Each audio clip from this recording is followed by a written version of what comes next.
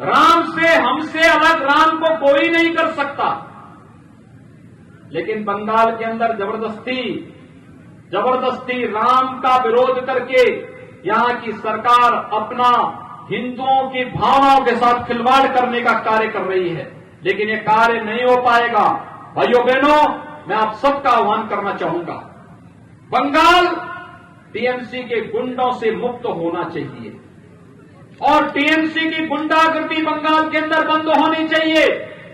बंगाल की जनता को भी रोजगार चाहिए, बंगाल की धरती को भी अच्छी स्वास्थ्य सुविधा चाहिए, बंगाल के गांव को भी शुद्ध पेयजल के लिए पाइप पेयजल की स्कीम चाहिए, बंगाल के लोगों को भी अच्छी एजुकेशन चाहिए, बंगाल के लोगों को भी खाद्य सुरक्षा के अनुसार यहां के लोगों को सुविधा का लाभ चाहिए और बंगाल की बहन और बेटियों को भी सुरक्षा की गारंटी चाहिए। और यह कार्य केवल और केवल भारतीय जनता पार्टी कर पाएगी। তোমরা আমাদের ঠকিয়েছো, আর তোমাদের চাই না, চাই না, চাই না, বিজেপিকে চাই না, আন না, বিজেপিকে আন না, বিদায় দাও, বিদায় দাও, বিজেপিকে বিদায় দাও।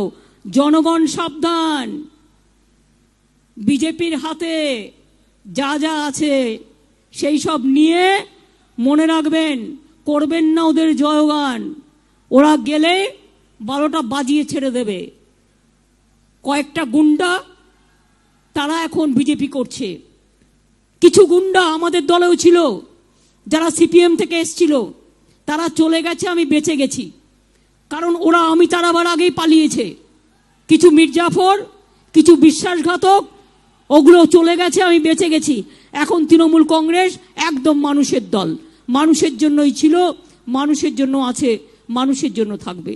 তাই আমি আপনাদের বলি, আমার যেহেতু অনেক কষ্ট করে করে টাইম নিয়ে যেতে হচ্ছে, আবার রায়পুরেও আজকে আমার মিটিং আছে এবং পায়েও খুব যন্ত্রণা হচ্ছে, তা সত্ত্বেও, কারণ একটা পা যদি খুব ভারী থাকে প্লাস্টার করে, আর তাছাড়া ওখানে রক্তও জমে আছে অনেক, সেই জন্য একটু টাইম লাগছে আমার যেতে আসতে।